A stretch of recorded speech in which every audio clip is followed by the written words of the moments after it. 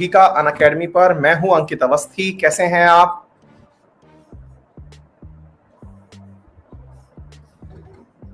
Hopefully आप सभी लोग बहुत अच्छे होंगे, स्वस्थ होंगे, अपनों के साथ में सुरक्षित भी होंगे।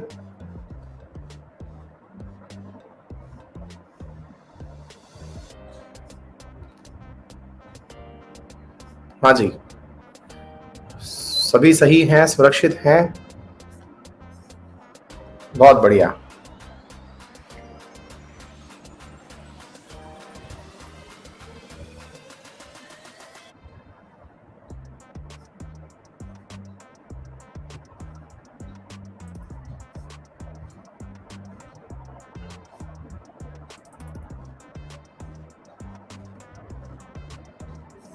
रानी भारती, हैप्पी बर्थडे बेटा।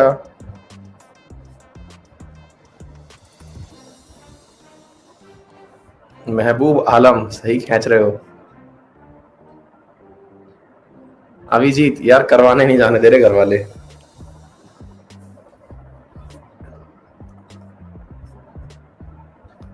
मुझे लगवा ली भाई मैंने। विकास, खाने का टेस्ट नहीं आ रहा? खाना टेस्टी बनवाओ यार।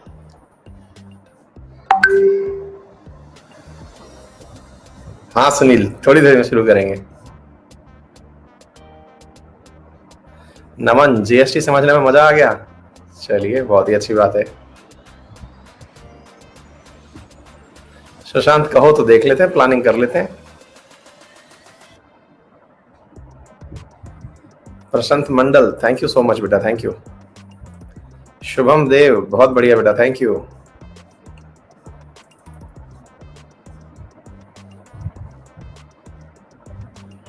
Shubham Rajput, very good, continue करते रहिए। राहुल, सही है।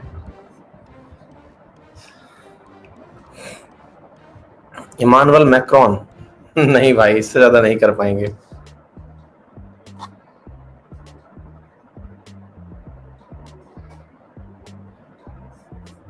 बिल्कुल गौरव प्रभात, जल्दी ही मिलेंगे। डिप्लोमा के बाद बीटेक के अलावा कौन सा कोर्स करें ग्रेजुएशन के लिए? ग्रेजुएशन तो यार तुमको यूपीएससी की तैयारी करनी है तो ये वाला कर लो, सिंपल वाला, क्या दिक्कत है। यूपीएससी मैथ पूछता है क्या? हाँ बेटा, उसमें सीसेट वाले पोर्शन में आती है, लेकिन वो बहुत ही मतलब लॉजिकल मैथ के साथ हो जाती है, उसमें ज्यादा दिमाग नहीं लगाना पड़ता। मिडाइवल हिस्ट्री पर आएगी क्लास, बिल्कुल आएगी। जीएसटी समझ में आ गया, इसके लिए बहुत बढ़िया। यूथेनेशिया क्या है वर्तिका? जो आदमी मरना चाहे और उसको इच्छा मृत्यु दे दी जाए।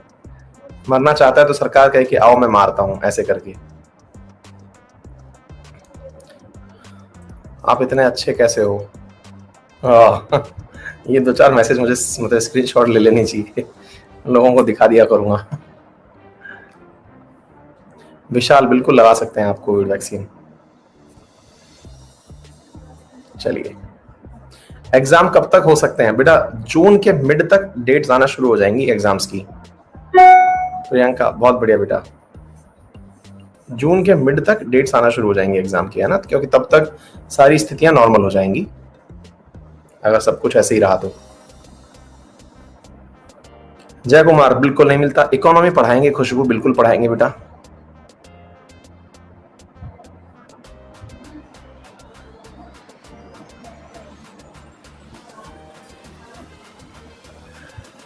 हाँ, हितेश ने मुझे करेक्ट कर दिया है कि सर नहीं, मरना नहीं चाहता है वो, उसकी कंडीशन ऐसी होती है, मर्सी किलिंग। ऐसा नहीं है बेटा, वो कंडीशनल होती है तो ही सरकार परमिशन देती है, लेकिन यूथेनेशिया का जो सही मतलब होता है इच्छा मृत्यु। कोई मरना चाहता है तो मारने की परमिशन दे दी जाए। वो बात दूसरी है कि उसमें कंडीशंस बहुत सारी हैं, है ना। एक्टिव यूथेनेशिया होता है, पैसिव यूथेनेशिया होता है, ठीक है। तो एक्टिव और पैसिव में आप जिसकी बात कर रहे हैं वो पैसिव है, मैं एक्टिव की बात कर रहा हूं। चलिए, तो शुरू करते हैं आज के सेशन को। आइए, जबरे फैन हैं आप, बहुत बढ़िया। और उसे मिलवाएंगे किसी सेशन के अंदर, ले आएंगे उसके ऊपर भी वीडियो, ठीक है। हाँ जी, तो अभी आज हम मूलभूत अधिकार खत्म करके डायरेक्टिव प्रिंसिपल्स की यात्रा करने वाले हैं। तो होपफुली सभी लोग एकदम पेटी पैक हैं। बस अभी जल्दी से कुछ आर्टिकल्स हैं, इन्हें खत्म कर लेते हैं, फिर हम आगे निकलेंगे। तो फिलहाल के लिए आर्टिकल नंबर 25 से लेकर के 28 है।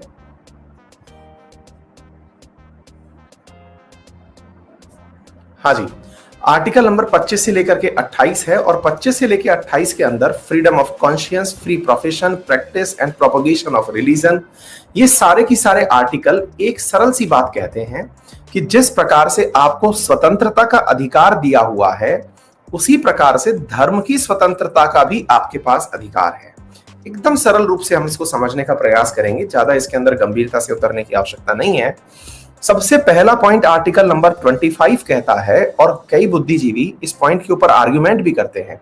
हाँ भाई, अभी हाँ बिल्कुल शिवानी लाल, बिल्कुल मिलवाएंगे बच्चियों से, है ना, मैं किसी दिन वीडियो बना दूंगा उनके ऊपर। अभी फिलहाल के लिए आप सबसे निवेदन है कि जो विद्यार्थी क्लास में एनरोल हो चुके हैं, बैठ चुके हैं, कृपया करके 40 मिनट तक एकदम कमर बंद करके बैठे रहिए। कोई भी कमेंट मत करिए, क्योंकि मैं बहुत ज्यादा कमेंट्स के आंसर्स नहीं दे पाता हूं क्लास के चलते हुए। क्लास के लास्ट में मैं आपसे फिर से पूछ लूंगा अगर कोई भी जरूरी बात होगी तो, है ना। तो आप सबसे निवेदन है आराम से 40 मिनट बैठ करके पढ़िए प्लीज, ठीक है। अब सुनिए साथियों, तो कह क्या रहा हूं मैं, आर्टिकल 25 नंबर कह रहा है कि भैया freedom of conscience and free profession, practice and propagation of religion, मतलब आपकी आत्मा चाहती है कि आप कौन सा धर्म का अभ्यास करें, कौन सा धर्म से युक्त आप पेशा अपनाएं या उससे युक्त या उससे मुक्त पेशा अपनाएं, आप कौन सी प्रैक्टिस करें और उसका प्रचार करें। ये आपका इनर कॉल होना चाहिए, कोई आपको इस आधार पर मजबूर नहीं कर सकता। इस आर्टिकल को जब मूल अधिकार बना के दिया गया तो यहां पर दो चीजें निकल करके आई, जो आज तक कई विधि निर्माता पूछते आए हैं भारत सरकार से और संविधान निर्माताओं से कि जब आपने ये आर्टिकल लिख ही दिया था तो फिर आपने प्रियम्बल के अंदर सेक्युलर वर्ड क्यों लिखा, क्योंकि सेक्युलर का होना भी यही कहता है। इंडिया जिस प्रकार से पॉजिटिव सेक्युलर कंट्री है, सकारात्मक रूप से मतलब सेक्युलर कंट्री है, ऐसी स्थिति में, सुमित पढ़ लो बेटा, है ना, तो ऐसी स्थिति में आपके लिए ये आवश्यकता क्या थी कि आपने आर्टिकल दे रखा है मूल अधिकार बना करके, लेकिन अलग से आपने प्रियम्बल में एक शब्द जोड़ दिया सेक्युलर।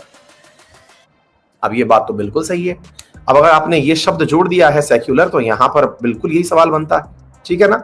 अच्छा, अब यहां पर क्या हुआ, इसको ध्यान से समझने की कोशिश करिएगा, इधर थोड़ा सा दिमाग लगाइएगा। मैं बहुत ही इंपॉर्टेंट बात बता रहा हूं आपको कि भाई अगर ऐसी स्थिति में अगर आप लोग कहते हैं कि भारत सरकार को 1976 में या भारतीय संविधान निर्माताओं को, संसद को 1976 में जाकर के ये होश क्यों आया कि हमें ये लाइन लिख देनी चाहिए, है ना। ऑलरेडी हमारे संविधान के अंदर ये लाइन तो दी हुई है, क्योंकि सेक्युलर होने का मतलब ही ये होता है कि आपके देश में जो भी व्यक्ति रह रहा है वो अपने धर्म के अनुरूप जो भी कार्य करना चाहे उसे करने की इजाजत दी जाए। मेरे प्यारे साथियों, पॉइंट नंबर 1 तो सेक्युलरिज्म के ऊपर सवाल उठाने वाला है, तो मैं आपको इसका आंसर दे देता हूं। हमारी जो प्रियम्बल है उसमें बहुत सारी बातें ऐसी लिखी हुई हैं जो कि आगे जाकर के या तो मूल अधिकार में या नीति निर्देशक तत्वों के अंदर प्रूव की गई हैं। प्रूव से मतलब हुआ जब हमारे संविधान के अंदर लिखा गया है कि समानता की बात होगी, प्रियम्बल में लिखा हुआ है, तो मूल अधिकार में बकायदा समानता के ऊपर आर्टिकल्स दिए हुए हैं। इसलिए इस बात को पूछना कि सेक्युलर लिख करके सही किया या गलत किया, तो एक प्रकार से सही किया। क्यों किया? क्योंकि अल्टीमेटली आपने प्रियम्बल का जो वास्तविक अर्थ है, वास्तविक अर्थ क्या है कि प्रियम्बल जो है वो संविधान का ही हिस्सा है और संविधान का वो दर्शन है। यानी कि कोई अगर आपका संविधान जानना चाहे तो उसे केवल प्रियम्बल पढ़ लेना चाहिए, उसे बाकी अंदर तक की यात्रा करने की आवश्यकता नहीं है। इसलिए बहुत ज्यादा जरूरी था कि हमारे प्रियम्बल में जिस प्रकार के मूल अधिकार हमने दिए हुए हैं उस तरह के शब्द प्रियम्बल में भी हों, क्योंकि दुनिया इस आधार पर अपने आप को बांट रही थी कि हम धार्मिक देश हैं, हम मुस्लिम राष्ट्र हैं, हम बौद्धिक राष्ट्र हैं, बुद्ध के राष्ट्र हैं, हम ईसाईयत मानने वाले राष्ट्र हैं। इंडिया ने कहा कि हम धर्मनिरपेक्ष हैं और हमने इस कार्य के लिए विशेष रूप से मूल अधिकार भी दिए हुए हैं। इसलिए हमने मूल अधिकार दिए हैं, उन्हें तो आप पढ़ने शायद ही जाएं। अगर हम प्रियम्बल में ही इस लाइन को लिख देंगे तो आप शायद समझ जाएंगे कि हम किस प्रकार के देश हैं। हम साथियों सेक्युलर प्रकार के देश हैं, ठीक है ना। चलिए हाँ जी, आगे चलते हैं साथियों। दूसरा है freedom to manage religious affair. अब यहां पर मैंने एक पॉइंट मिस कर दिया और यहां पर मैं उस पॉइंट को इससे जोड़ के बता रहा हूं। साथियों, आजकल आप लोगों ने एक न्यूज, मैंने भी करंट में बहुत पढ़ाई है, आपने भी पढ़ी होगी, हमने एक न्यूज बहुत पढ़ी है। हरियाणा, उत्तर प्रदेश, मध्य प्रदेश, ये सभी राज्यों ने धर्मांतरण, गुजरात, धर्म के आधार पर, धार्मिक परिवर्तन के आधार पर कानून बनाए कि भाई अगर किसी व्यक्ति को जबरन धर्मांतरण कराया गया, शादी के लिए बहलाया फुसलाया गया और जबरन धर्मांतरण करवाया गया, तो उसके ऊपर सजा का प्रावधान दिया गया। आप में से कईयों ने, यानी कि भारत के अंदर बहुत सारे लोगों ने इस पर सवाल पूछा। क्या सवाल पूछा? कि भाई एक बात बताइए कि जब भारत में धर्म का प्रचार करना, उसका अभ्यास करना, अभ्यास का मतलब है कि मैं मुस्लिम धर्म मानूं, कि मैं हिंदू धर्म मानूं, कि मैं कोई भी धर्म ना मानूं, और मैं अपने धर्म का प्रचार करूं, गाजे बाजे बजाऊं, मैं हरि कीर्तन करूं, मैं सत्संग करूं, मैं नमाज अदा करूं, मुझे जो करना है, मैं कीर्तन करूं, मैं जो भी करना है करूंगा। इसका मतलब अभ्यास और धर्म का प्रचार प्रसार करना। मैं प्रभात फेरी निकालूंगा, मैं उसकी मतलब ताजिए निकालूंगा, ये मेरी मर्जी ना। धर्म का प्रचार करना मेरा पार्ट है, तो मैं इस आधार पर गुनहगार कैसे हो सकता हूं? आपने ये कहा कि किसी व्यक्ति को आपने धर्मांतरण के लिए, मतलब उसको, किसी व्यक्ति को आपने धर्मांतरित करवा दिया। बोले सर मैं तो धर्म का प्रचार कर रहा था, आपने मुझे ये परमिशन दे रखी है। ध्यान से समझिएगा, आपने मुझे ये परमिशन दे रखी है कि मैं मेरे धर्म का प्रचार कर सकता हूं। मैंने प्रचार किया, मैंने एक लड़की को समझाया कि देख मेरा धर्म इतना अच्छा है, तो ये धर्म मान ले, इसमें इतनी सुविधाएं हैं। वो लड़की मान गई। सर प्रचार का अर्थ तो यही होता है ना। आप अनअकैडमी वाले भी तो प्रचार करते हो कि यूपीएससी का सब्सक्रिप्शन ले लो, इतना सस्ता, जो अभी मिल रहा है बाद में नहीं मिलेगा। आप हर दिन प्रचार करते हो कि 12 तारीख तक का ऑफर है, आपको 51,000 रुपए में वो सब चीजें मिल जाएंगी जो पहले 75,000 में मिल रही थी। करते हो ना आप प्रचार? क्यों कर रहे हो आप? क्योंकि उस प्रचार का मकसद ये है कि मैं उस सब्सक्रिप्शन को ले लूं। तो भाई आपने कहा कि प्रचार कर सकते हो, तो मैंने प्रचार किया, मैंने लड़की को समझाया कि भाई देख मेरा धर्म अच्छा है, वो लड़की मान गई। अब इसमें क्या दिक्कत है? पॉइंट है भाई, पॉइंट है। और यही बात सुप्रीम कोर्ट में गई कि जब मेरे पास में धर्म, भाई कोई भी प्रचार हो। आज एक बात बताओ कि अगर कोई भी कंपनी अपना प्रचार करे, मैं अक्सर अनअकैडमी का उदाहरण इसलिए लेता हूं क्योंकि आप दिन भर इसका प्रचार सुनते रहते हैं। कोई भी कंपनी अपना प्रचार इसलिए कर रही होती है ताकि लोग उसे अपनाएं। आप मुझे ये कह रहे हो कि धर्म का प्रचार जो है वो गलत है? नहीं साहब, मेरा मूल अधिकार है धर्म का प्रचार करना। फिर जब ये मेरा मूल अधिकार है तो आप ऐसा कानून कैसे बना सकते हैं? अर्थात ये जितने भी राज्यों ने कानून बनाए, सुप्रीम कोर्ट में ये जाके टिकेंगे नहीं। सुप्रीम कोर्ट में जाकर के ये टिकेंगे नहीं। अब यहां पर ध्यान से सुनने की आवश्यकता है। क्या? जितने भी कानून बनाए गए हैं उनमें एक शब्द जोड़ दिया गया। क्या? कि आपका जो धर्म है ना, उसका प्रचार ये आपका मूल अधिकार है, लेकिन धर्म का अपनाना ये अंतरात्मा की स्वतंत्रता है, यानी इनर कॉन्शियस की फ्रीडम है। आपने प्रचार किया। अब यही चीज मैं आप लोगों से कई बार बोलता भी हूं। कई बार आप में से कुछ लोग कहते हैं कि सर आपका सब्सक्रिप्शन लिया, कई लोग मेरी क्लास में चले आते हैं, तो मैं उनको क्यों डांटता हूं? कई लोग क्लास में घुसे आते हैं और घुस के फिर कुछ ना कुछ टिप्पणी इस प्रकार की, हालांकि वो मतलब वंस अपॉन ए, मतलब एक प्रकार once in a blue moon आते हैं, मतलब 100 में से कोई एक दिन क्रिएचर चला आता है जो कह देता है सर ये तो हमारे कोर्स में थोड़ी आएगा, है ना। कुछ लोग ऐसे आ जाते हैं। मैं उनको क्या कह के भेजता हूँ कि भाई तेरे घर थोड़ी गया था कि तू मेरा कोर्स ले ले, है। मैं तो प्रचार कर रहा था सबके लिए, तूने क्यों ले लिया? और मैं तो उस समय भी बोल रहा था कि मैं तो फाउंडेशन बैच पढ़ाऊंगा, तू चला आया, अब तेरी गलती है इसमें यार। अर्थात मैं धर्म का प्रचार कर रहा था, ये मेरा मूल अधिकार था। मैं अनअकैडमी का प्रचार कर रहा था, ये मेरी नौकरी है भाई, मेरे को इसी चीज के पैसे दे रही है अनअकैडमी, तो मैं प्रचार कर रहा था, ये मेरा मूल अधिकार था। मेरा, तुम्हारा मूल अधिकार कहता है कि तुम अपनी अंतरात्मा की आवाज सुनो। तुम्हारा इनर कॉन्शियंस क्या कहता है? तुम्हारा इनर कॉन्शियंस क्या कहता है? क्या तुम्हारा इनर कॉन्शियंस ये कहता है कि मुझे ये धर्म अपना लेना चाहिए? तो अपनाओ। तुम्हें कहने में लगता है कि भाई इतनी सारी कोचिंगें चल रही हैं, तुम्हें किसी एक का कोर्स परचेज करना है, करो, ये तुम्हारे ऊपर है ना यार। प्रचार तो सभी कर रहे हैं, मैं अकेला थोड़ी कर रहा हूं। क्या आपको मेरी बात समझ में आ रही है? क्या आपको मेरी बात समझ में आ रही है?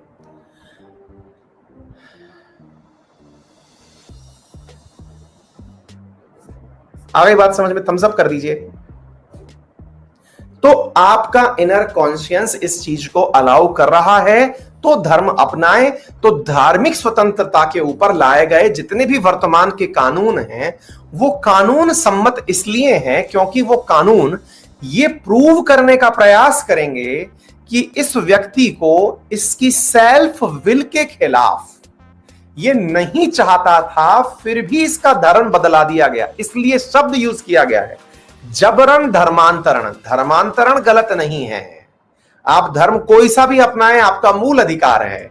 लेकिन किसी ने अगर आपको जबरदस्ती यानी फोर्सफुली धर्म बदलवा दिया तो वो फिर पनिशेबल ऑफेंस है और इसके लिए कानून बनाया गया है। बोलिए, क्या आपको ये बिंदु समझ में आया? ये पॉइंट समझ में आया? आगे बात समझ में? यानी कि यहां पर पॉइंट कहां पर फंसा हुआ है, ये है सारा की सारा। क्लियर?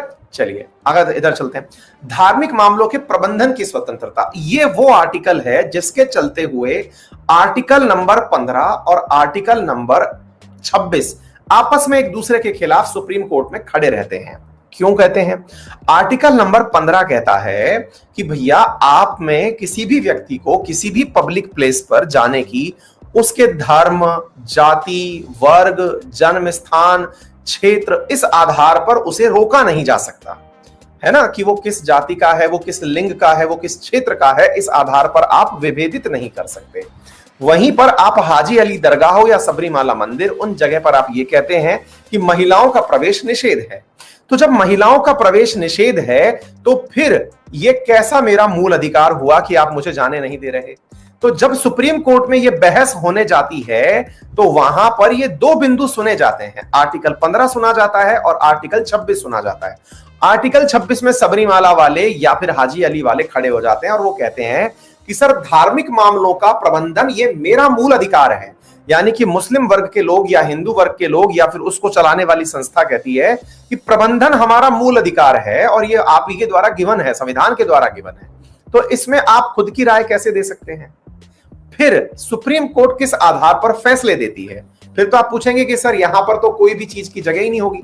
तो ऐसी स्थिति में जहां सुप्रीम कोर्ट को लगता है कि यहां पर दो मूल अधिकारों में मैच टाई हो गया है, तो फिर वो संविधान के दर्शन को पढ़ते हैं।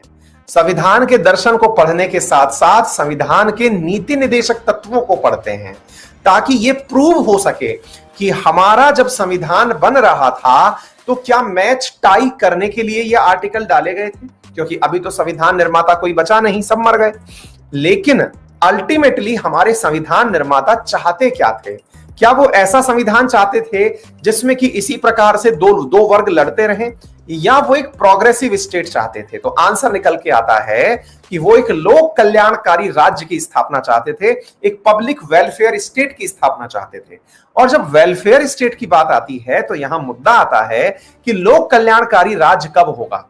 लोक कल्याणकारी राज्य जब होगा जब नीति निदेशक के प्रोग्रेसिव तत्वों को पढ़ा जाएगा, जिसमें महिलाओं के समानता के ऊपर बल दिया गया है, चाहे फिर वो कार्य क्षेत्र हो या फिर वो समाज की उनकी स्थिति हो। इस आधार पर वो जज करते हैं। फिर प्रियम्बल के तत्वों को पढ़ते हैं, जिसमें इस बात को लिखा हुआ है कि देश में समानता का भाव होगा। अर्थात भले ही मूल अधिकार आपस में फंस जाएं, संविधान में जब सुप्रीम कोर्ट निर्णय सुनाने बैठती है तो मूल भाव को पकड़ने लगती है। इसी को आप बेसिक स्ट्रक्चर कहते हैं, जो केशवानंद भारती केस में निकल करके आया था, जो कि संविधान में कहीं भी लिखा हुआ नहीं है, लेकिन फिर भी संविधान के अंदर ही एक प्रकार से समझिए कि एक मेजर सप्लीमेंट बना दिया गया सुप्रीम कोर्ट के द्वारा कि अल्टीमेटली हम चाहते क्या हैं, हम इस देश को किस दिशा में ले जाना चाहते हैं। That is our basic structure, और उसमें किसी भी प्रकार का परिवर्तन संभव नहीं है। इसी को मानते हुए एक प्रोग्रेसिव राज्य के निर्माण के लिए भारत के अंतर्गत धार्मिक मामलों में सुप्रीम कोर्ट के द्वारा इंटरफेयर किया जाता है। फिर चाहे आप शादी की उम्र से रिलेटेड मसला हो, या फिर सती प्रथा को बैन करना हो, या फिर किसी भी आधार पर विधवा विवाह का मतलब विधवा विवाह को रोकने के लिए बनाई गई कोई भी नीतियां हो, या कुरीतियां हो, या ट्रिपल तलाक जैसा मुद्दा हो, इन सभी मुद्दों पर सुप्रीम कोर्ट इसलिए फैसले सुनाने में सक्षम होती है, और केंद्र सरकार या फिर सत्तारूढ़ जो पार्टी है वो इसीलिए इन पर कानून बनाना चाहती है क्योंकि अल्टीमेटली इस पूरे देश का जो उद्देश्य है, इस राज्य का जो उद्देश्य है, वो समानता का भाव स्थापित करना है, ना कि सेग्रीगेटेड स्टेट की स्थापना करना। उम्मीद है आप लोगों को मूल तत्व समझ में आ गया होगा। क्लियर? बोलिए, क्या आपको ये बात समझ में आ गई?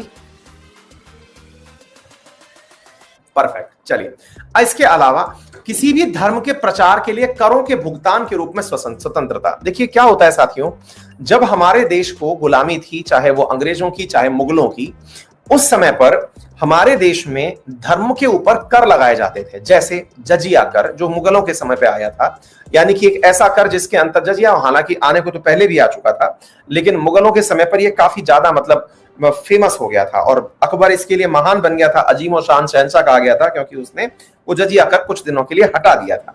क्या था जजिया कर? धार्मिक यात्राओं के ऊपर लगाया जाने वाला कर है ना, अकबर ने हटा दिया था। धार्मिक यात्राओं के ऊपर लगाया जाने वाला कर, अर्थात अगर कोई हिंदू कैलाश मानसरोवर की यात्रा जाना चाहता है या चार धाम की यात्रा जाना चाहता है, तो उसे अपने धर्म को फॉलो करने के लिए उसे एक टैक्स देना पड़ेगा, दैट इज नॉन एज जजिया कर। अच्छा, वेयर एज अगर कोई व्यक्ति हज करने जाना चाहता है तो कोई कर नहीं था। तो संविधान निर्माताओं ने इस बात को समझा कि यार देखिए, अगर ऐसा था तो भविष्य में भी ऐसा हो सकता है, क्योंकि पता नहीं भविष्य में किन की सरकारें आए, हो सकता है कि वो इस प्रकार की व्यवस्था कर दें कि हम अपने पास्ट को बदलेंगे। क्योंकि आपको याद होगा कि दयानंद सरस्वती जो हैं, उनका तो मूल तत्व ही था कि पाश्चात्य उसकी तरफ लौटो, वेदों की तरफ लौटो। तो वेदों की तरफ लौटो तो क्या पता बहुत सारे देश, मतलब देश के अंदर ऐसे क्रांतिकारी युग पुरुष आ जाएं जो कह दें कि नहीं, हमें ये सब पलटना है, हमें हिसाब बराबर करना है। हिसाब बराबर के चलते पता चले कि देश के अंदर मेजॉरिटी में वर्तमान में हिंदू हैं, तो चलिए अब मुस्लिमों पर कर लगा देते हैं, हज यात्रा पर कर लगा देते हैं, अगर कोई क्रूसेड्स पर जा रहा है तो वहां कर लगा देते हैं, कोई अगर वहां पर करतारपुर कॉरिडोर के माध्यम से पाकिस्तान जा रहा है तो कर लगा देते हैं। तो ये तो स्थिति बिगड़ सकती थी। ऐसी स्थिति से निपटने के लिए संविधान निर्माताओं ने पहले ही दिमाग लगा दिया, और क्या लगाया कि भैया बात ऐसी है कि आने वाले टाइम पर किसी से भी धार्मिक यात्रा पर कोई टैक्स नहीं लिया जाएगा। आ गई बात समझ में? धर्म के प्रचार के लिए करों के भुगतान पर स्वतंत्रता। अगर कोई व्यक्ति ये कहता है कि साहब इस व्यक्ति ने मुझसे वहां जाने के लिए टैक्स वसूला मतलब मुझसे ये कहा कि भाई चल तेरे को अगर जाना है तो इतना पैसा देके जाएगा तो ही जाएगा, अभी जो लगता है वो किराया है, कर नहीं है, यानी कि उस यात्रा के अंदर आने वाला भार है, क्योंकि सरकार मुफ्त में यात्रा नहीं करवाएगी। क्या आपको मेरी बात समझ में आ रही है? अपनी जिंदगी में पहली बार इतनी कोशिश के बाद आपकी लाइव क्लास देख पा रहा हूं। खुश भैया, ऐसा भी क्या मतलब मेरी क्लास में इतनी हर्डल थी आपको आने में यार? मतलब बहुत आसान सी बात है, क्लास में लाइव चलाओ, क्लास पढ़ लो। मतलब इतना भारी भरकम शब्द दे दिया तुमने यार इसको। हाँ जी, क्लियर। आर्टिकल 27 के बाद 28 पर चलते हैं। आर्टिकल 28 कहता है freedom as to attendance at religious instructions और religious worships in certain educational institutions. मतलब क्या हुआ?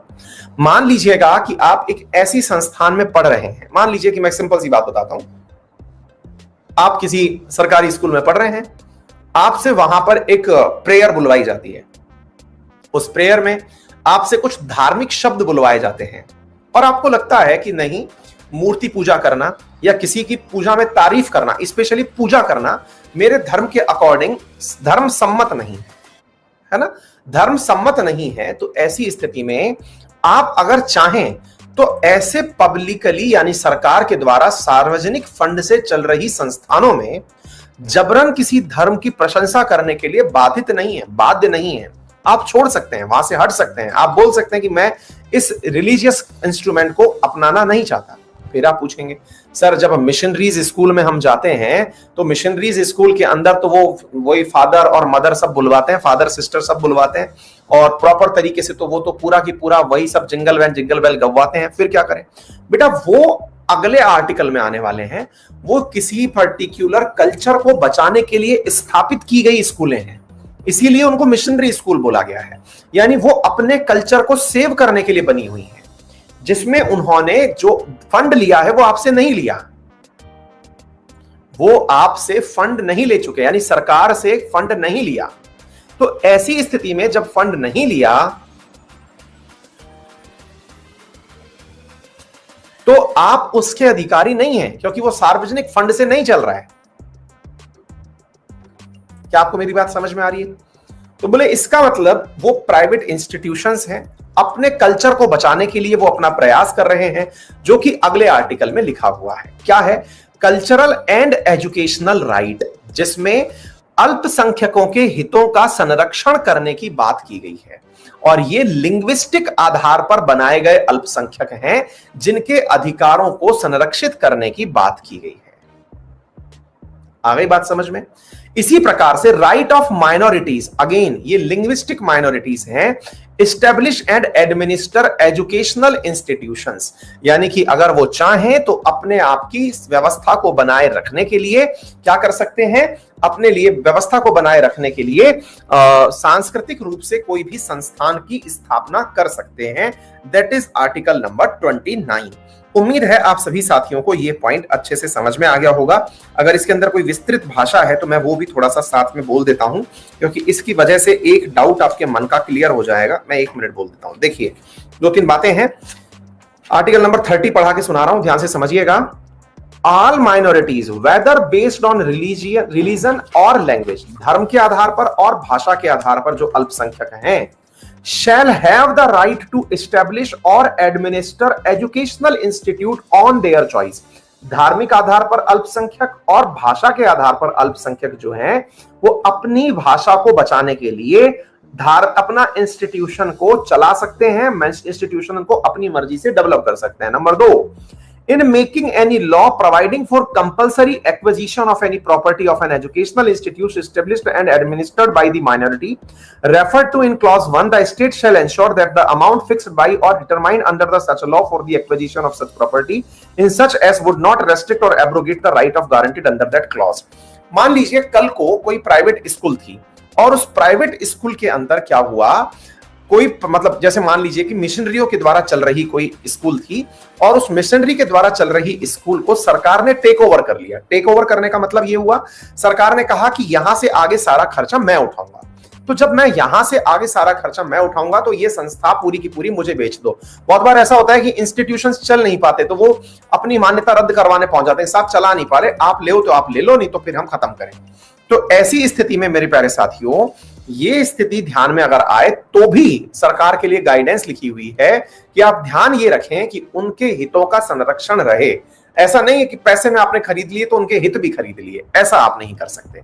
Number next, the state shall not in granting aid to educational institutions discriminate against any educational institution on the ground that it is under the management of minority whether based on religion और language. साथियों ध्यान से सुनना, ये वो article है, article number 30, जिसके चलते हाल ही में असम के मदरसों में, आपको यदि मालूम हो तो असम सरकार ने हाल ही में ऑर्डर दिए थे मदरसे बंद करने के। अगर आपको याद हो कि मदरसे बंद किए जाएंगे, याद है अभी अपन ने कुछ दिन पहले पढ़ाया भी था, करंट में पढ़ाया था। तो आप पूछेंगे सर कि मदरसे तो इस्लाम की शिक्षा देते हैं और इस्लाम जो है वो माइनॉरिटी में है, तो अगर वो इस्लाम माइनॉरिटी में है और वो मदरसे जो हैं वो एजुकेशन देते हैं, तो फिर कोई सरकार कैसे असम के अंदर मदरसे बंद करवा सकती है? ये बात तो पॉइंट है। तो ऐसी स्थिति में आप उस न्यूज को अधूरा सुने, उसमें दूसरा लाइन भी ऐड किया गया, ना केवल मदरसे बल्कि संस्कृत स्कूल भी बंद करवाई जाएंगी और उन सबके अंदर जो आधुनिक यानी मॉडर्न एजुकेशन सिस्टम है वो चलाया जाएगा। इसका मतलब क्या हुआ? वहां पर समानता स्थापित करने का प्रयास कर दिया, यानी कि आप एजुकेशनल इंस्टीट्यूशंस में जो बर्ताव कर रहे हैं, फिर चाहे वो भाषा के आधार पर लिंग्विस्टिक के साथ किया हो या धर्म के आधार पर माइनॉरिटी के साथ किया हो, आप उनमें समानता का अधिकार लाएंगे। यानी कि ये अधिकार एक प्रकार से प्रोग्रेसिव स्टेट के लिए लाए जा सकते हैं। ये सारी चीजें वो हैं जिनके ऊपर सुप्रीम कोर्ट में डिबेट की जा सकती है। लेकिन जब सरकारें इस प्रकार का कदम उठा रही होती हैं, जैसे कहते हैं ना कि सड़क निर्माण के अंदर अगर मान लीजिए कि कोई मंदिर आ गया, तो मंदिर तोड़ना है तो भाई हम हिंदू बुरा मान जाएंगे, मस्जिद तोड़नी है तो मुस्लिम बुरा मान जाएंगे। तो एक काम करो, एक मंदिर तोड़ दो, एक मस्जिद तोड़ दो, इस प्रकार का मास्टर प्लान बनाओ, तो फिर ना तो तेरे को दर्द होगा ना तेरे को दर्द होगा। यूनानी थेरेपी, आपके कहीं एक शरीर के अंग में दर्द हो रहा हो तो दूसरी जगह दर्द कर दो, तो वो दर्द जो है वो कंपनसेट हो जाता है। आदमी सोचता है कौन से वाले को सहलाऊं। है ना। तो ये नॉन डिस्क्रिमिनेशन, आजकल की सरकारें इस डिस्क्रिमिनेशन को अपनाती हैं। घर में इसे यूनानी तकनीक कहते हैं। पैर दुख रहा हो तो उसके हाथ में दर्द कर दो, सामने वाला कंफ्यूज हो जाएगा और फिर पड़ा रहेगा कि चलो सभी दुख रहा है। मुद्दा समझ में आ गया। ये है मेरे प्यारे साथियों, तो लिंग्विस्टिक और हमारे यहां पर धार्मिक आधार पर माइनॉरिटी की बात की गई है। ठीक है, अब चलते हैं आर्टिकल 31 क्या कहता है। तो मेरे प्यारे साथियों इधर सुनिएगा। Right to property. The 44th Amendment has abolished the right to property as a fundamental right and made it a legal right under Article 300A. अब इसका मीनिंग क्या होता है? देखिए क्या था, पहले जो संपत्ति का अधिकार था वो आपका एक प्रकार से मूल अधिकार था। अब इसका मीनिंग क्या होता है? मीनिंग ये होता है कि अगर आपके पास 100 बीघा खेत है और सरकार ने कहा कि भैया इस 100 बीघा खेत में से 70 बीघा हमें दे दो क्योंकि हम यहां से एक बढ़िया सा हाईवे निकालना चाहते हैं, तो आपने कहा कि हम नहीं देंगे। क्यों नहीं देंगे? क्योंकि यह संपत्ति मेरी है, आप इसका अधिग्रहण कर ही नहीं सकते। बोले भाई आपकी कैसे है? बोले संविधान ने इस संपत्ति का अधिकारी मुझे बनाया है, यह मेरा मूल अधिकार है। और यही कारण है साथियों कि जो केशवानंद भारती थे, जो केरल मठ के थे, वो असल में अपनी जमीन के विवाद को लेकर के ही तो कोर्ट गए हुए थे। यानी कि उनका जो मकसद चल रहा था वो कोर्ट की जमीन के विवाद था। तो ऐसी स्थिति में अगर आप कुछ ऐसा प्लान कर रहे हैं कि भाई जमीन संबंधी कोई विवाद है, तो अब ये जो आर्टिकल है 44th कॉन्स्टिट्यूशनल अमेंडमेंट, ये 1978 में आया है। केशवानंद भारती जजमेंट 73 में आ चुका है। आ चुकी बात समझ में? तो जब वो आ चुका है 1973 में, तो इसका मतलब उससे पहले ये मूल अधिकार हुआ करता था, तभी केशवानंद भारती की बात सुनी गई सुप्रीम कोर्ट में। तब ये क्या था? तब ये मूल अधिकार था। तभी तो यहां पर इनके लिए सबसे बड़ी बेंच बिठाई गई जिसमें कॉन्स्टिट्यूशनल बातें की गई। 1978 में सरकार ने कहा कि इस फसाद की जड़ को ही हटाओ यहां से, ये जो फसाद है इसे ही हटाओ यहां से, क्योंकि भविष्य में कोई अन्य केशवानंद भारती आ जाएगा, फिर कोई नया डिसीजन आएगा, तो इसको यहां से हटा दो और हटा करके इसे पीछे डाल दो, ताकि इसके ऊपर राइट को लेकर के, अधिकार के ऊपर लड़ाइयां हो तो वहां पर कानून के द्वारा बनाए गए, यानी सरकार के द्वारा बनाए गए कानून को भी सुना जाए। ऐसा नहीं हो कि सामने वाला अड़ जाए कि ये जमीन तो मेरी थी, आपने कैसे ले ली। तो आपके मूल अधिकार की बात हो और दूसरी तरफ कानूनी अधिकार की बात हो, तो इन दोनों में अंतर यह है कि मूल अधिकार जब हावी होते हैं तो कानूनी अधिकार दब जाते हैं। कानूनी अधिकार जो होते हैं वो सरकार के द्वारा नीति निर्देशक तत्वों की पालना के तहत बनाए जाते हैं। अब ये थोड़ा ज्यादा डिटेल हो जाएगा, लेकिन थोड़ा सा फिर भी सरल रूप में समझने का प्रयास करिए।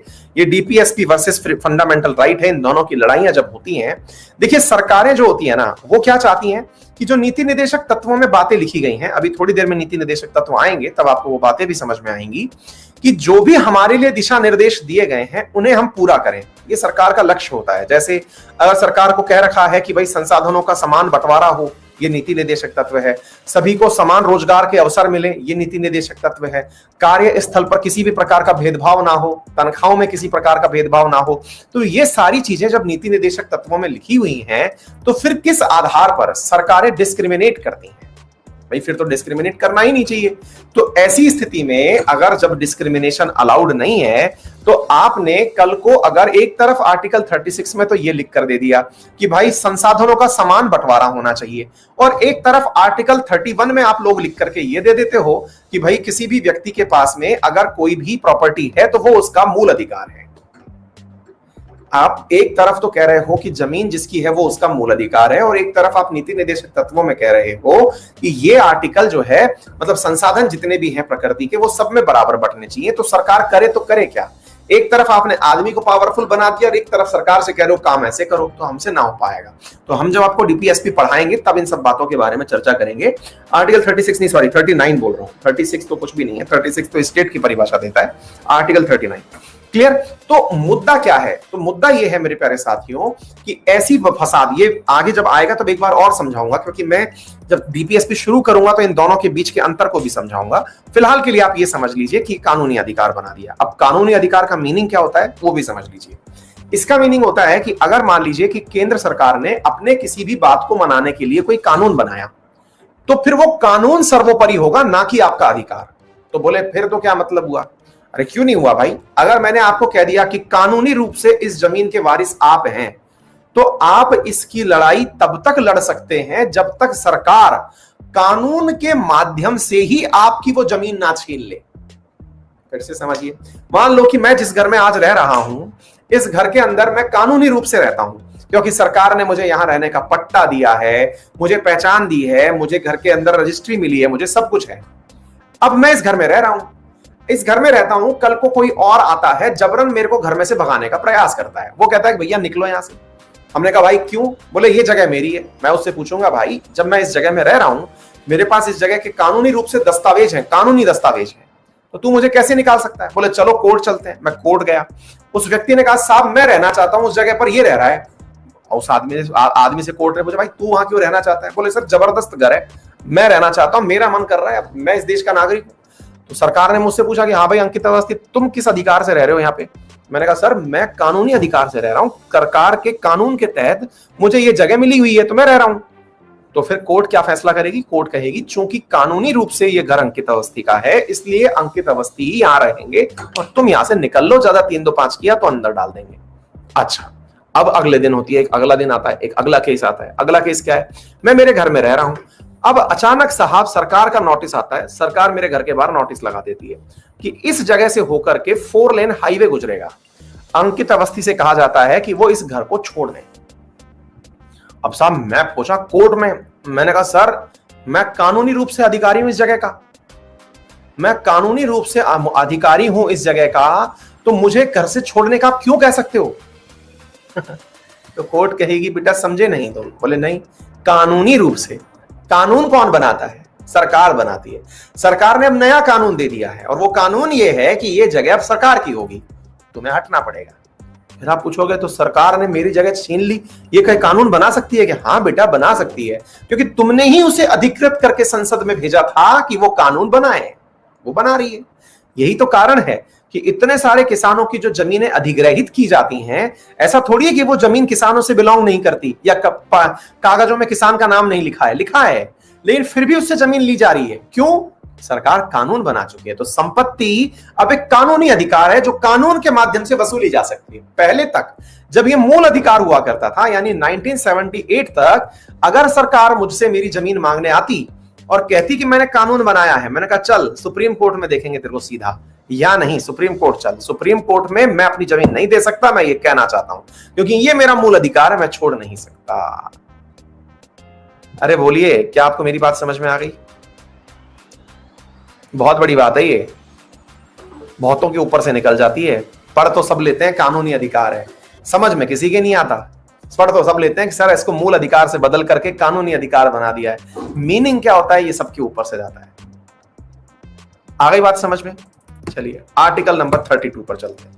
आर्टिकल नंबर 32 के अंदर मेरे प्यारे साथियों 5 प्रकार की रिट्स दी गई हैं और ये रिट्स आप लोगों को समझनी बहुत ज्यादा जरूरी है। कौन कौन सी 5 रिट है मेरे प्यारे साथियों? इन 5 रिटों का महत्व अगर आप लोग नहीं समझेंगे तो ये समझिएगा कि आपने मूल अधिकार ही नहीं समझे।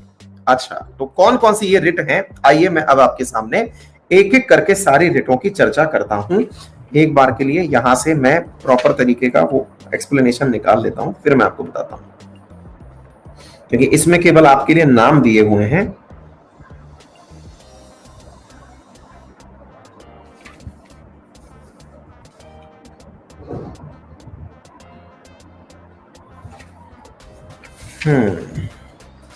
मैं चाह रहा हूं कि इसमें केवल नाम के साथ जानकारी भी दी जाए, थोड़ी सी तो ज्यादा अच्छा रहेगा।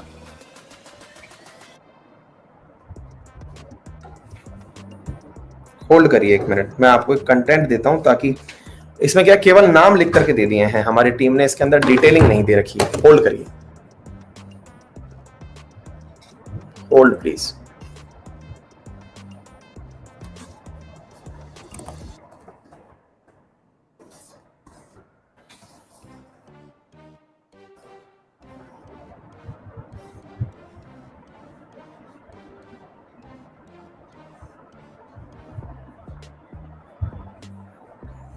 कुछ विद्यार्थी पूछ रहे हैं सर ये रिट का मीनिंग क्या होता है? आप ये सब समझ में आ जाएगा, चिंता मत करो।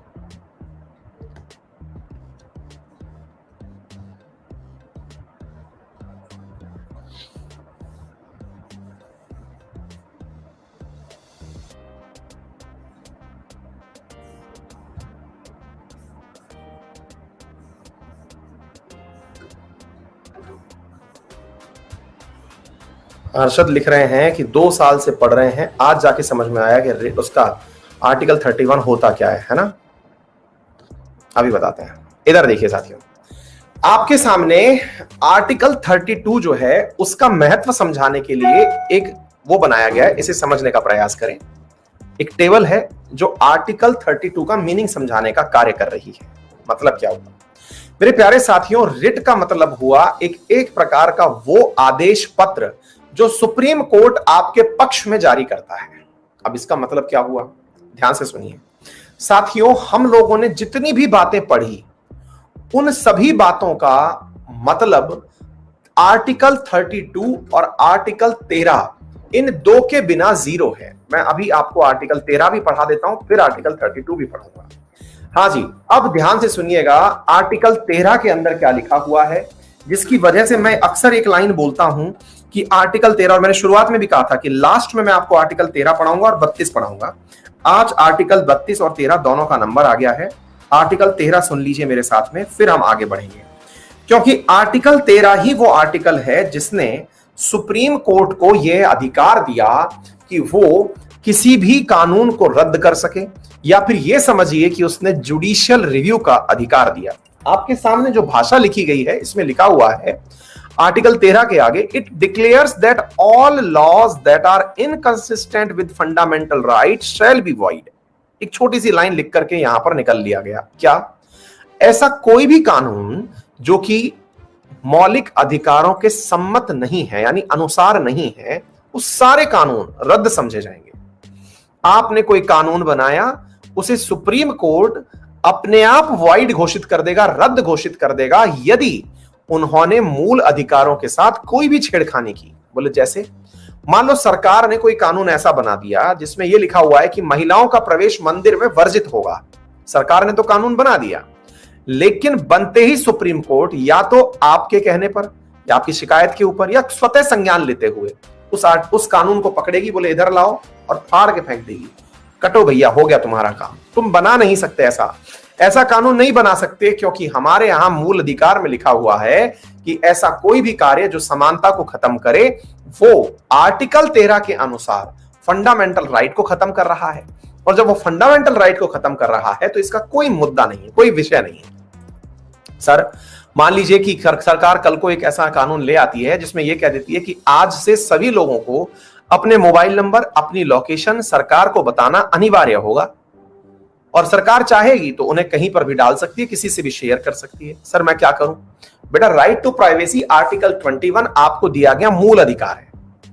अगर सरकार ऐसा कोई कानून बनाती है तो यह कानून जो है ये सुप्रीम कोर्ट के द्वारा रद्द कर दिया जाएगा। ऐसा हुआ भी है। आधार कानून इसलिए कोर्ट के पास अटका रहा क्योंकि सरकार को यह समझाने में बड़ी असुविधा हुई कि सरकार आम आदमी से उसके बायोमेट्रिक्स क्यों मांग रही है, आपकी आंख का रेटिना क्यों मांग रही है, थंब इंप्रेशन क्यों मांग रही है, phone number, address, bank account क्यों मांग रही है। टेक्निकली तो एक ऐसी जानकारी आपने साझा कर दी सरकार के साथ कि अब आप अकेले नहीं हैं, आपकी एक भी जानकारी ऐसी नहीं है जो गुप्त हो, सरकार के पास सब कुछ है। इसका मतलब क्या हुआ? इसका मतलब यह हुआ कि आपकी प्राइवेसी तो खंडित कर दी गई है। लेकिन इसके स्थिति में सरकारों ने अपने आप को यह समझाया, सुप्रीम कोर्ट को यह समझाया कि साहब हम इसे पब्लिक डोमेन में नहीं डालेंगे, देश की सुरक्षा के लिए और देश के विकास के लिए यह जरूरी था। इसलिए आधार बिल वाला जो विषय है यह लंबे समय तक कोर्ट में उलझा रहा। यानी ऐसा कोई भी कार्य जो आपके मूल अधिकारों को कम करे, सुप्रीम कोर्ट उन्हें रद्द कर सकती है या फिर उन पर पुनर्विचार कर सकती है कि क्या यह सही है। पुनर्विचार करना ही जुडिशियल रिव्यू कहलाता है। क्या आपको मेरी बात समझ में आ गई? न्यायिक पुनरीक्षण, यानी कि न्यायालय जो है वो पुनरीक्षण करती है कि क्या ये सही है या गलत है। आ गई बात समझ में? अच्छा, फिर आप पूछेंगे कि सर एक बात बताइए, आर्टिकल 32 क्या कहता है? मैंने कहा आर्टिकल 32, आर्टिकल 13 ने तो बहुत सारे आर्टिकल समेट लिए कि सुप्रीम कोर्ट सटासट कानून हटाए जा रही थी, लेकिन आर्टिकल 32 ने भी बहुत सारे काम किए। कैसे काम किए? समटाइम्स ऐसा होता है कि मान लीजिए आर्टिकल 22 के अंतर्गत यह लिखा हुआ है कि आपको 24 घंटे के अंतर्गत कोर्ट के सामने पेश करना होगा। आर्टिकल बच्चों बहुत तेज आंधी आई है, आप 1 मिनट होल्ड करें प्लीज, है ना, 1 मिनट होल्ड करें।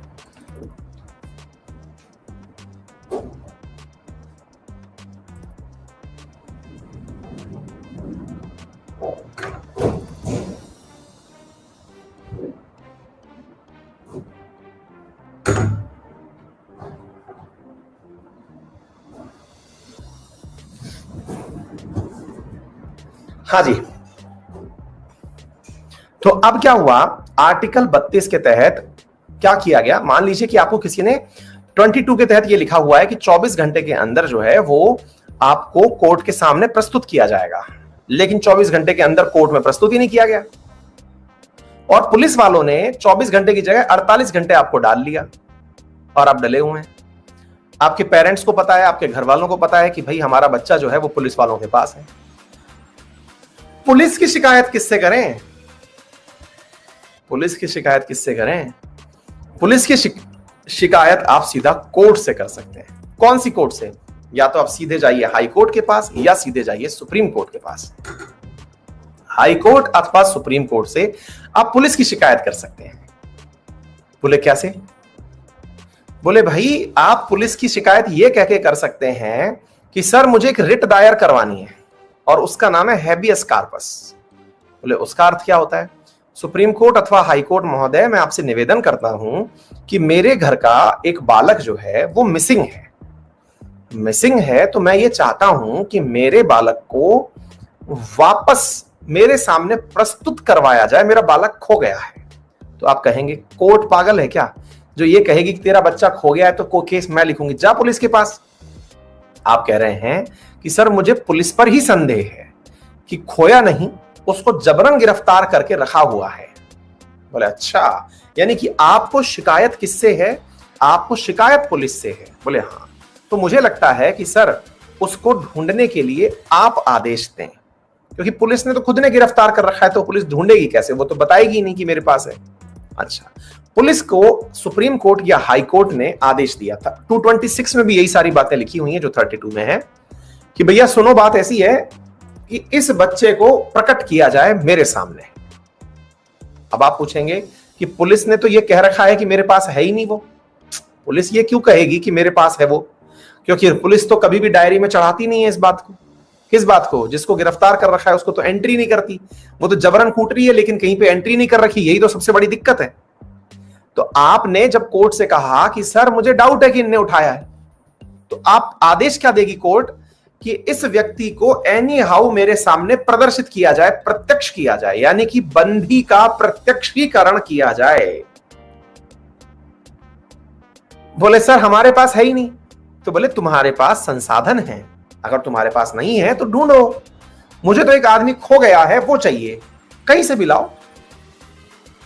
बोले अच्छा, बंदी को प्रत्यक्ष करो, या तो तुम्हारे पास है तो तुम ले आओ, नहीं तो कहीं से भी ढूंढ के लाओ, मुझे वो आदमी चाहिए। बोले सर नहीं मिला तो? नहीं मिलेगा तो फिर हम है ना सोचेंगे तुम्हारी नौकरी रखें कि खा जाएं। इसे क्या कहते हैं? बंदी प्रत्यक्षीकरण, हैबियस कार्पस। क्या आपको मेरी बात समझ में आ गई? बोले अच्छा, तो हैबियस कार्पस कौन डाल सकता है? तो हमने आपको यहां बताया, you may have the body, तुम्हें शरीर प्रकट करना है, व्यक्ति को ससम्मान लेकर के आओ। To release the person who has been detained unlawfully whether in prison और इन प्राइवेट कस्टडी, जहां पर भी है यहां लेकर के आ जाओ।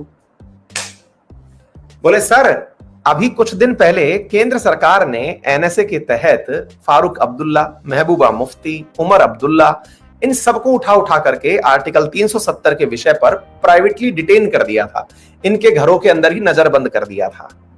तो मैंने आपको यदि याद हो तो करंट अफेयर में पढ़ाया भी था। मैंने पढ़ाया था कि साल का ही नहीं, देश आजाद हुआ है तब से लेके अब तक के सबसे ज्यादा habeas corpus writ high court Jammu Kashmir के अंदर सबसे ज्यादा हैबियस कॉर्पस रिट वर्ष 2019 से 2020 के बीच में दायर की गई। 2019 से 2020 के बीच में सबसे ज्यादा हैबियस कॉर्पस रिट जारी कब की गई? तो 2019 से 20 के बीच में। क्या आपको मेरी बात समझ में आ गई? क्यों? बोले सर इन्होंने हमारे घर वालों को अंदर डाल रखा है। महबूबा मुफ्ती की बच्ची ने कोर्ट में रिट डाली कि इन्होंने मेरी माता जी को अंदर डाल रखा है। क्यों डाल रखा है सर? बंदी को प्रत्यक्ष किया जाए, और नहीं तो कोई कानून बताया जाए कि उन्होंने ऐसा क्या गुनाह किया है। मैं सुनना चाहती हूं कि ऐसा क्या गुनाह किया है। उन्हें कारण भी नहीं बता रखा और डाल भी रखा है। और आपको पता है साथियों, हैबियस कॉर्पस के तहत लगभग 250 लोग रिहा किए गए। जम्मू कश्मीर हाईकोर्ट के आधार पर जो लोग डिटेन किए हुए थे उनमें से 250 लोग रिहा किए गए इस हैबियस कार्पस के प्रभाव के चलते। 250। हालांकि इन बड़े लोगों को तो डाल के रखा अंदर, लेकिन बहुत सारे लोगों को पकड़ा गया था। आ गई बात समझ में? है मजेदार चीज? आ गई? चलिए, आर्टिकल का दूसरा हिस्सा है मैंडेमस। वी कमांड, हम किसको कमांड देते हैं? To secure the performance of public duties by lower court, tribunal and public authority. मतलब क्या है भाई? अगर मान लीजिए सुप्रीम कोर्ट को लगता है कि जो लोअर कोर्ट है उसमें ये मामला बहुत दिनों से अटका हुआ है, कोई काम है जो बहुत लंबे समय से अटका हुआ है, या कोई ट्रिब्यूनल है, ट्रिब्यूनल बोले तो कोई भी न्यायिक अंतरण है, न्यायाधिकरण है, जैसे मैंने आपको पढ़ाए थे अपने ट्रिब्यूनल्स के बारे में भी मैंने आपको बताया है। कौन सा आर्टिकल है ट्रिब्यूनल के बारे में, जल्दी से बताइए। तीसरा, पब्लिक अथॉरिटी। मान लीजिए कि आपको लगता है कि कलेक्टर साहब को बहुत पहले ही यहां पर सड़क बनाने के आदेश दे देने चाहिए थे, बहुत पहले से पैसा आया हुआ है, 323A और 323B, बहुत पहले से ही पैसा आया हुआ है, लेकिन कलेक्टर साहब ने अभी तक ऑर्डर ही नहीं दिया। आप गए कोर्ट के पास, बोले सर सुनो बात ऐसी है, वहां पर ना बहुत लंबे समय से फंड आया रखा है, एमपी लेड के थ्रू, जो मतलब मेंबर ऑफ पार्लियामेंट के थ्रू जो लोकल एरिया डेवलपमेंट का जो फंड आता है वो आया रखा है। कलेक्टर साहब सर आदेश ही नहीं दे रहे, सड़क के उसके ऊपर फाइल के ऊपर आदेश वो ही नहीं दे रहे, साइन ही नहीं कर रहे। बोले साइन नहीं कर रहे? बोले बुलाओ। हाँ भाई क्यों साइन नहीं कर रहे? बोले सर बस वो थोड़ा टाइम वाइम नहीं मिला। बोले जाओ बेटा, हम आदेश देते हैं। क्या आदेश देते हैं? हम आदेश देते हैं कि आपको अपनी इस पब्लिक ड्यूटी को परफॉर्म करना है। बोले अच्छा, तो मैंडेमस का मतलब ये होता है कि दे दिया आदेश, अब करना पड़ेगा। बोले साहब कलेक्टर साहब ने आदेश नहीं माना तो? बेटा कोर्ट जितनी पावरफुल हो ना इस भारत के अंदर, मैं कहता ही हूं कि भारत में केवल 2 ही चीजें काम की है, या तो बनो कोर्ट के अंदर या फिर बनो संसद के अंदर। ये 2 ही चीजें हैं। कोर्ट वाले खुद का निर्णय खुद करते हैं और संसद वाले खुद को तनख्वाह खुद देते हैं। ये भारत के अंदर 2 ही विधान है, उसको कोई नहीं टाल सकता। मना किया तो नौकरी खा जाएंगे कि जाओ बेटा गई तुम्हारी नौकरी, अंदर डाल देंगे तुम्हें, 6 महीने से ऊपर डाल दिया तो तुम्हारी नौकरी वैसे ही चली गई। नौकरी सबको चाहिए ना भाई। आ गई बात समझ में? अच्छा, फिर से सर्टियोरी क्या है? अच्छा, इसके अंतर्गत क्या है? To quash the order already passed by an inferior court, tribunal और क्वाजी जुडिशियल अथॉरिटी। अब मान लीजिएगा कि सर कोई ऐसा कानून था या ऐसा कोई आदेश था, मान लीजिएगा कि एक विवाद था, पड़ोसी के साथ विवाद हो रखा था, विवाद के अंतर्गत पड़ोसी ने आपके ऊपर आरोप लगा रखे थे खूब सारे गंदे संदेह, साहब ये मुझे घूरता था, है ना, आपके चरित्र के ऊपर टिप्पणी कर दी, आपके ऊपर कोई ऐसा अश्लील आरोप लगा दिया जिसके तहत सजा का प्रावधान है ना। आपने कुछ भी नहीं किया, मतलब आपने सामने वाले को छुआ ही नहीं, उसने वो सारे कानून पढ़ रखे थे कि किसी भी महिला को लगातार देखना कानून के तहत गिरफ्तारी का कानून बन जाता है, क्योंकि वो स्टैकिंग के अंतर्गत आता है, स्टॉकिंग के अंतर्गत आता है। आप वो कानून लगा के पड़ोसी को अंदर डाल दिए, पड़ोसी पड़ा हुआ है अंदर, पड़ोसी के घर वाले गए कोर्ट में, बोले मान नहीं है, ऐसा कुछ था ही नहीं। बोले नहीं था, बोले मतलब? बोले सर वो जबरदस्ती में जमीन को लेकर लड़ाई चल रही है, उन्होंने हमको इस कानून में अंदर डाल दिया। बोले अच्छा ऐसा है। हाई कोर्ट ने कहा इधर अब सर्टियोरी, आशीर्वाद में क्या दे दिया? सर्टियोरी। बोले क्या? बोले भैया बात ऐसी है, तुमने जो ऑर्डर दिया था वो गलत था, हम इस ऑर्डर को रद्द करते हैं। यानी कि अपनी अधीनस्थ कोर्ट, ट्रिब्यूनल या फिर जुडिशियल अथॉरिटी, कोई मजिस्ट्रेट वगैरह ने कोई आदेश दिया हुआ है तो उसको रद्द करने का जो अधिकार है ये किसके पास है? हाई कोर्ट के पास और सुप्रीम कोर्ट के पास। आ गई बात समझ में? बोले अच्छा, फिर सर प्रोहिबिशन क्या है? प्रोहिबिशन भी ध्यान से सुनिएगा। प्रोहिबिशन में कहता है to prohibit an inferior court from continuing the proceeding in a particular case where it has no jurisdiction to try. क्या होता है ना साथियों, मान लीजिए केशवानंद भारती वाला मामला जो है वो किसी अलवर की कोर्ट में चला गया, अलवर की डीजे कोर्ट के अंदर चला गया। कौन सी चीज? अलवर की डिस्ट्रिक्ट कोर्ट के अंदर चला गया, डिस्ट्रिक्ट जज के पास चला गया, केशवानंद भारती वाला मामला। और साहब डिस्ट्रिक्ट कोर्ट वाले जो जज साहब हैं, डीजे साहब जो हैं, वो बैठे हुए हैं और वो पूरा की पूरा ये पीएम बख्शी लेके बैठे हुए हैं, संविधान की पुस्तक को पलट रहे हैं। हाँ हाँ हाँ, बात तो तुम भी सही कह रहे हो, तुम्हारे मूल अधिकार के हिसाब से संपत्ति का मूल अधिकार तुम्हारा है। हाँ भाई तुम्हारा बताओ सरकार वालों, तुम्हारा क्या है? और सर आर्टिकल 39 के हिसाब से ये जमीन हमारी है, हमें इस पर कानून बनाना है, हमें जमीन का। अच्छा हाँ यार, ये कानून तो ये कहता है यानी कि ये बात तो संविधान का है, यानी कि ये क्वेश्चन तो संविधान का है, कॉन्स्टिट्यूशनल प्रश्न है। अच्छा अच्छा अच्छा, सुनो सुनो सुनो सुनो, मैं निर्णय देता हूं क्योंकि ये कॉन्स्टिट्यूशनल प्रश्न है। मैं निर्णय देता हूं कि हाँ भाई केशवानंद जी, आपकी रही है जमीन, जाओ मस्त रहो।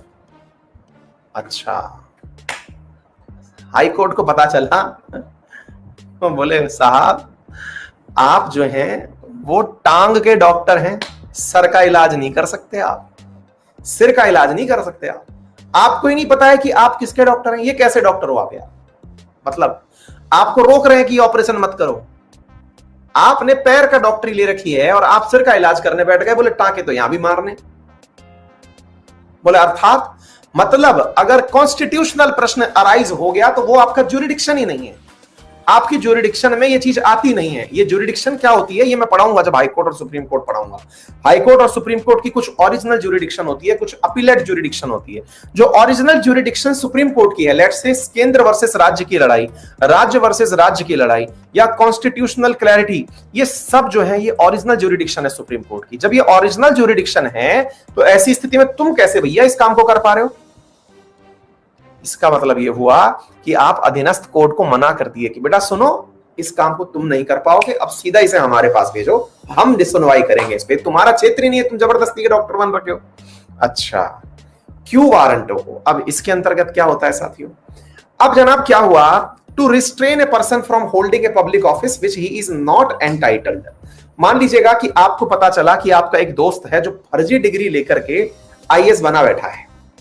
दोस्त तरक्की कर जाए, दोस्त फेल हो जाए तो दुख होता है, लेकिन तरक्की कर जाए तो महा दुख होता है। और आपको अब तो यह भी पता है कि डिग्री फर्जी है। अब आप डिग्री फर्जी है इस बात को पता करते ही आप पहुंच गए कोर्ट। आपने उसको तो नहीं बताया दोस्त को, आप कोर्ट पहुंच गए। सर एक बात बताएं पते की? हम बोले हाँ। बोले सर मैं हूं विसिल ब्लोअर। बोले अच्छा, घर का भेदी हूं सर मैं, विसिल ब्लोअर हूं मैं। बोले हाँ, मैं आपको जानकारी दूंगा लेकिन मेरी जानकारी गुप्त रखी जाएगी। बोले हाँ बताओ। बोले सर मेरा मानना यह है कि वो जो व्यक्ति है ना वो फर्जीवाड़े में बैठा हुआ है। अच्छा अच्छा अच्छा। बोले सर उससे एक बार पूछ लो कि बेटा तेरी डिग्री दिखा, कोई तेरे पास विश्वास है, प्रमाण है तेरे पास? अरे सर मैं क्लासमेट हूं उसका, वो पास ही नहीं हुआ था उस साल, तो मैं साथ में था, फेल कराने वाला मैं था सर, वो पास ही नहीं हुआ था, मैं प्रमाण दे रहा हूं, ये मेरी डिग्री देखो। हाँ यार बात तो सही है, पता चल गया, ये तो रणछोड़ दास निकला। बोले भाई एक काम करो कि लाओ उस व्यक्ति को बुलाओ। बुलाया गया।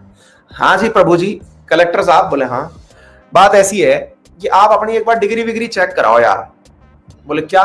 बोले साहब बात यह है कि आपके खिलाफ शिकायत प्राप्त हुई है कि आपकी डिग्री फर्जी है, एक बार चेक कराओ तो जरा। बोले नहीं सर ओरिजिनल है। बोले ले आओ तो चेक कर लेते हैं।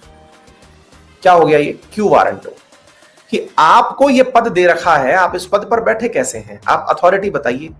अच्छा, दूसरा इसके अंदर एक और चीज होता है, और वो क्या होता है, जैसे यूपी टीचर वाले घोटाले में हुआ। अच्छा, एक चीज और होती है इसमें, और वो क्या है? अब मान लीजिए कि कलेक्टर साहब बैठे हुए हैं और वो प्रॉपर डिग्री लेके बैठे हुए हैं, सब कुछ है उनके पास, एग्जाम भी पास किया, डिग्री भी पास की, सब है, तब भी सुप्रीम कोर्ट ने उनको क्यू वारंटो दे दिया। क्यू वारंटो दे दिया सुप्रीम कोर्ट ने कि हाँ भैया। बोले हाँ। बोले क्यू वारंटो है आपके पास, आपको एक वारंट दिया जा रहा है कि आपकी रिट दी जा रही है कि आप इस पद पर बैठे हुए हैं, आप जरा प्रमाणित करें कि आप इस पद के लायक हैं।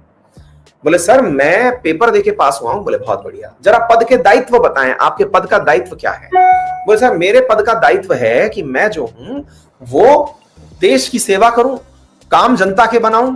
बोले लेकिन आप तो नागराज बने बैठे। बोले मतलब आप तो कुंडली मार के बैठे जनता के निर्णय पे, आप तो कोई काम कर ही नहीं रहे, आप तो कर ही नहीं रहे, आप इस पद पर बैठे क्यों हैं? बोले हाँ सर वो मैं भूल गया था, फाइल दबी रह गई। बोले भैया इसका मतलब आप इस पद के लायक हो ही नहीं, आप अपना काम प्रूव करके दिखाओ कि हाँ आपने कोई काम किया। आ गई आपको बात समझ में? उम्मीद है रिट अच्छे से समझ में आ गई होंगी। एज इट इज याद कर लेना, जो लाइनें लिखी हैं वो रट डाल।